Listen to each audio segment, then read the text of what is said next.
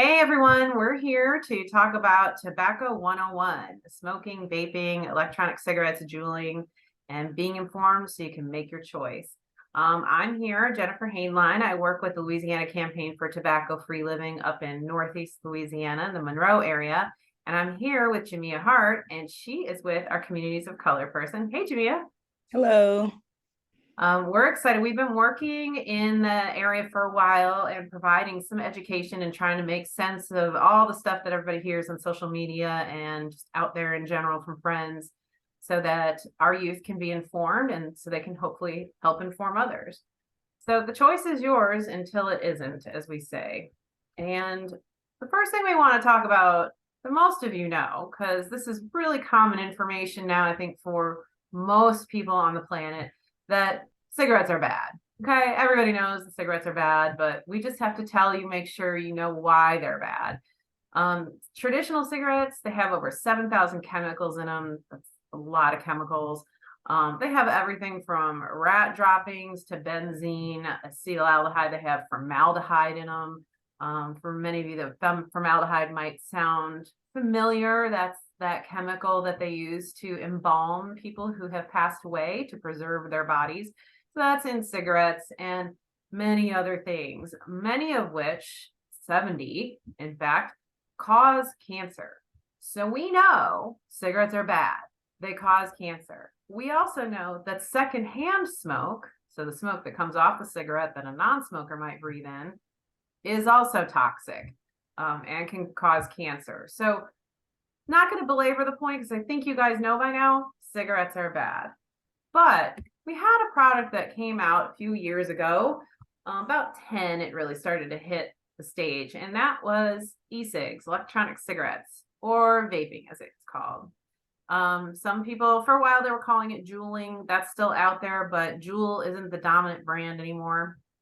But this product is a nicotine delivery system at the bottom line. That's what it does. It delivers nicotine to people, and nicotine is a drug. And the issue with Juul and many other electronic cigarettes is they have a lot of nicotine in them, and in some cases more than a traditional cigarette. So you've got youth who are picking up this new product thinking that it's not as toxic, but they're getting more exposure to a very addictive drug. And we want to talk a little bit more about that and why that's important. So one of the issues, you've heard this, I'm sure, with folks you've talked to, that vaping's safe. It's just like water vapor or whatever. Yeah, most definitely. Yeah. And when it first came, and then if you've ever been around somebody who's vaped, it doesn't smell as bad, right? So it kind of sometimes even has a good smell. I've smelled the cotton candy variety. It can smell good. So people think, well, it must not be so bad. Well, what we're dealing with is it's a different kind of chemical than what is in Yeah. traditional cigarettes. This free-base nicotine, as they call it, is smoother. It doesn't go down as harsh for the person using it. However, studies started getting done, and the information about research about what is in what's per person is smoking in or vaping in, and what's just on the side stream vape, what is in that. And they have found everything from nicotine, of course, formaldehyde, I mentioned that before, lead, which is a heavy metal, which can cause difficulties with processing information, major brain difficulties if we're ingesting any heavy metals, nitrosamines, carcinogens, that's that cancer causing stuff, benzene, we know, acetaldehyde. So they're finding all of these things in the vape cloud. So Right. this is a problem, right? So this isn't this like safe, harmless, no big deal kind of thing. So we know nicotine has got some negative effects. We're going to talk about that in a minute. But also it's got all these other hidden dangers in it. Right. Yeah. Right. So the problem with nicotine, people think, oh, well, it's not like heroin or it's not meth. Well, okay, it's not, but it still has negative consequences throughout the body.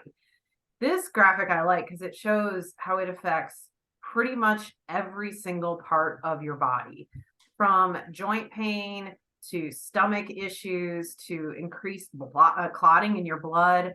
Of course, the lightheadedness, headache can cause changes in your heart rhythm, tremor, pain in your muscles. So all sorts of things are happening in your body that we're unaware of, right? I mean, nobody usually feels like, oh yeah, I got this going on. Sometimes you can feel your heart rate change, things like that. But nicotine is affecting all of these aspects of your body.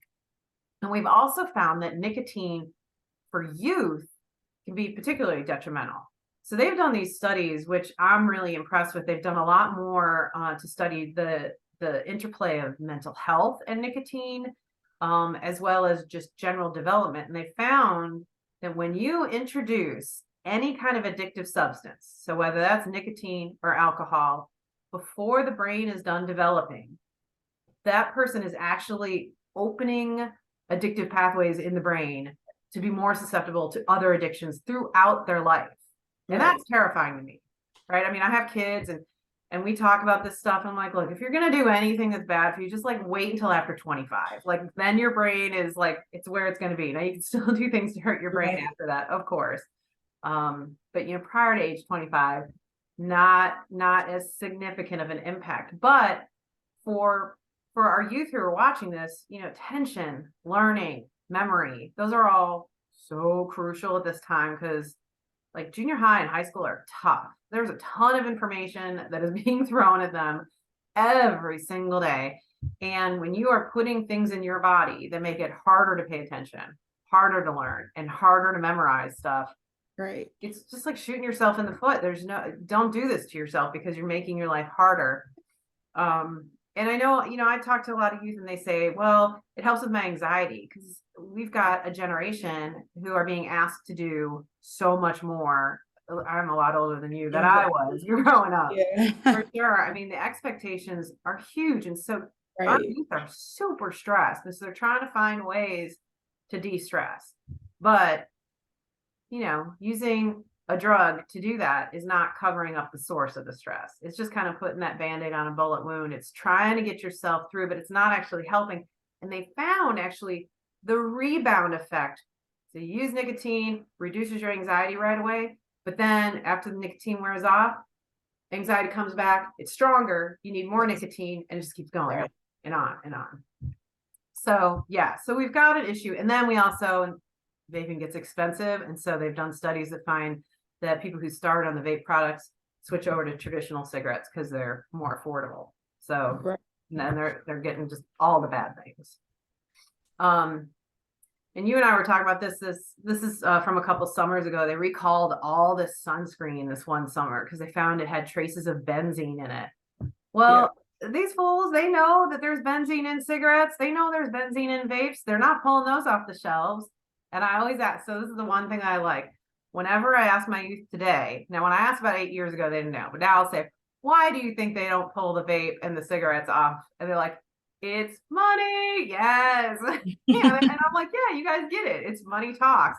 Yeah. And I'll tell you what, that the tobacco lobbyists have a lot more money than those sunscreen lobbyists. Yes, they're spreading some money around, and sunscreen came off the shelves, but I think we have more vapes now than we did back then. Certainly a lot more flavors too. So I'm going to let you talk. So I mentioned lobbying. I'm going to let you take it from here and talk about the lobbying. I know we're going to talk about some of the advertising techniques too. We've got, how about you take it from here?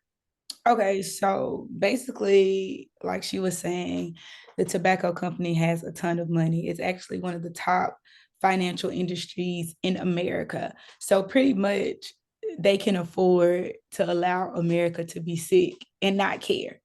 So like just in this slide is saying that the tobacco industry reported spending $28.5 million in 2019 and $28.15 million in 2020 on lobbying.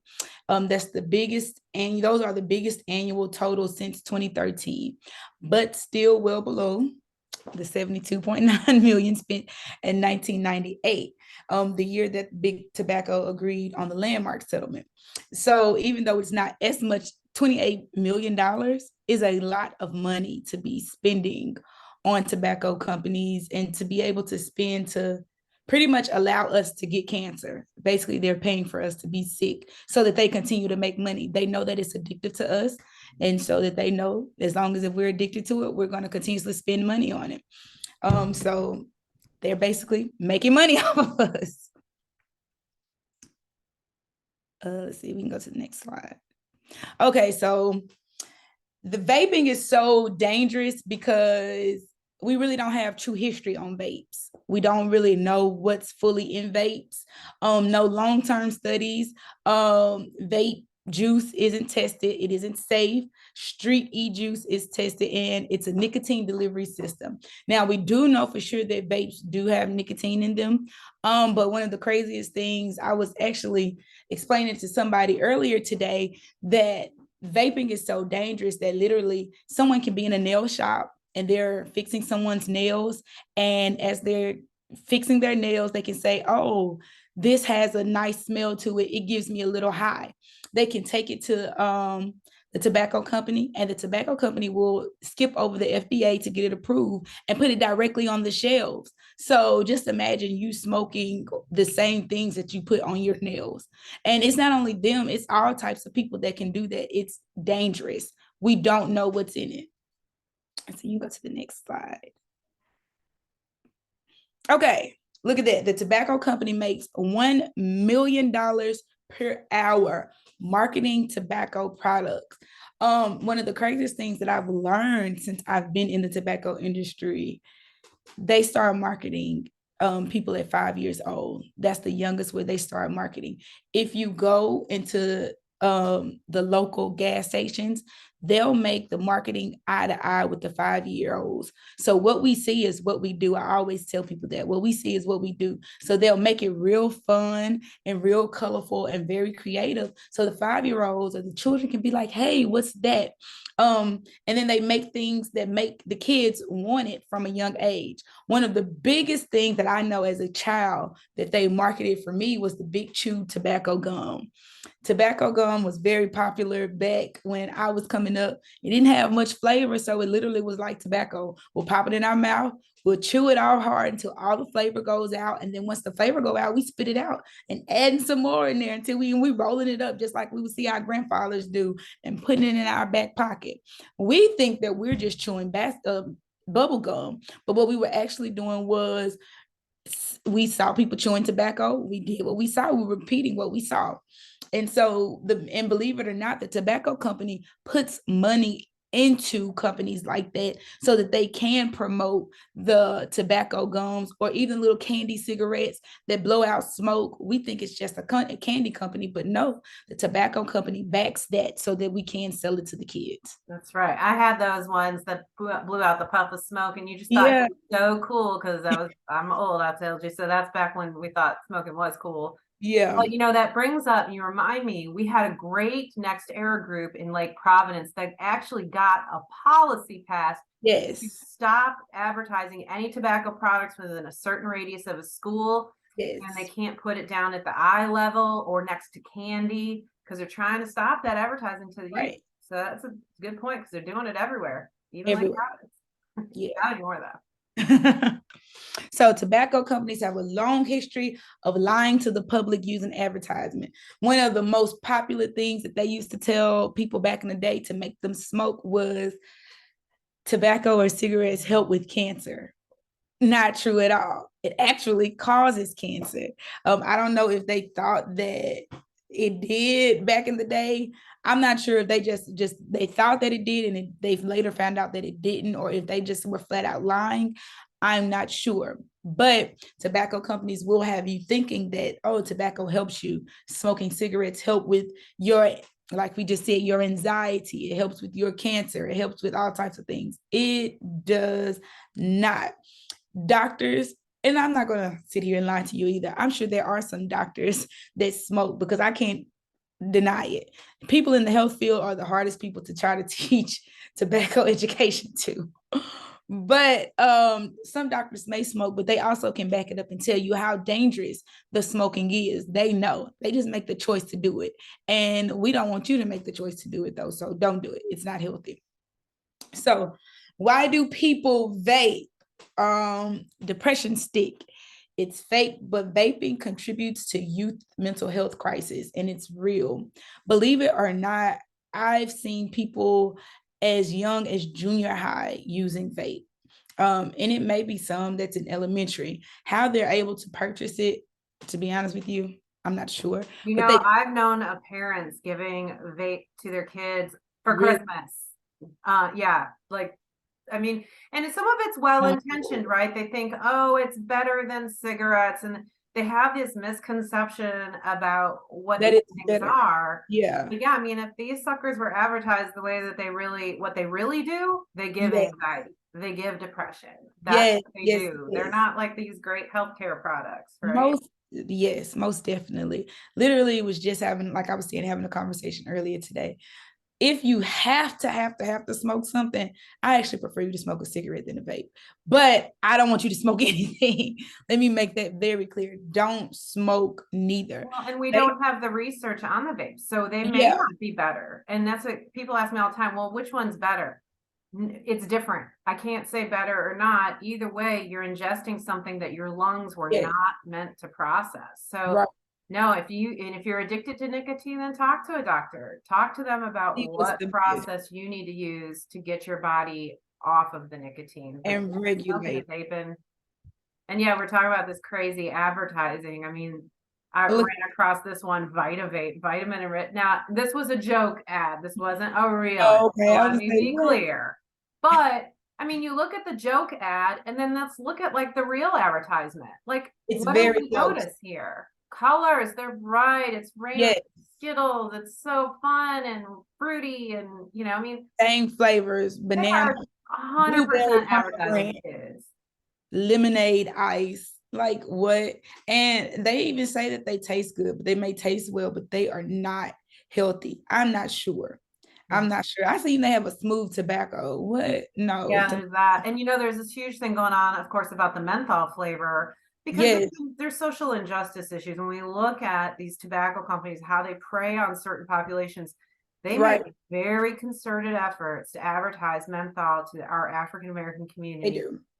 in the United States in particular. And they've got brand loyalty now. And so there's a big movement from people who are very focused on social justice issues that this is a product that harms our African American population. It's been very specifically targeted to that population, Right. and they want it to stop. And they want to ban menthol altogether because of it.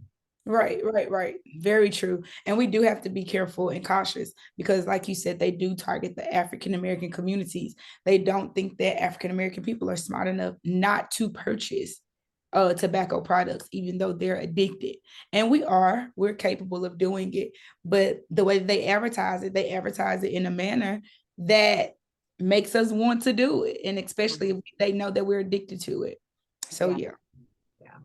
And they used to advertise, like smooth, cool, Yeah. jazz. I mean, they would do their advertising is just brilliant because that is research based. They know what they're doing with advertising. Yes, Vape they product are might not top have worked. advertisers in the world have to And they be. do with I literally, the LGBTQ population too. I mean, they are yes, very specific about sponsoring events when no you one look else cool. will. I mean, they are Yeah, making sure. And then if we're talking about these companies want to say, "Oh no, we're not advertising to kids." Oh yeah, that's Sour Patch. That's for my old behind. No, it's not. That is for because the we don't care about runts and the Willy Wonka hat on that right. and diamonds. Yeah, we don't care. Like most adults don't care about what the Mm-hmm. outside looks like. If I want it, I just want it. Mm-hmm. Most definitely. So And we yeah, talked about how that other advertisement, the Vita Vapes, was fake. This one is actually real.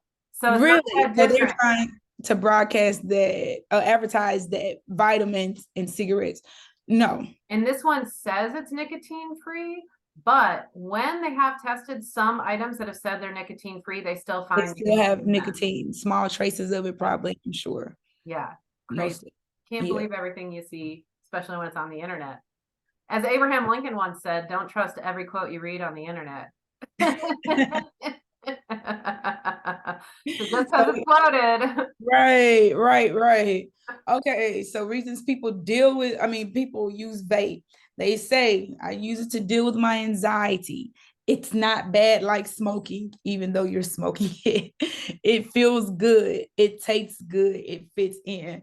Yeah, no. Like Miss Jennifer had already stated, yeah, there have been studies that show that when you smoke it, it does take your anxiety down for a very, very, very short period. But after you get done smoking, everything comes back rushing even harder. And you're going to desire that nicotine, that vape, or any of those products even more.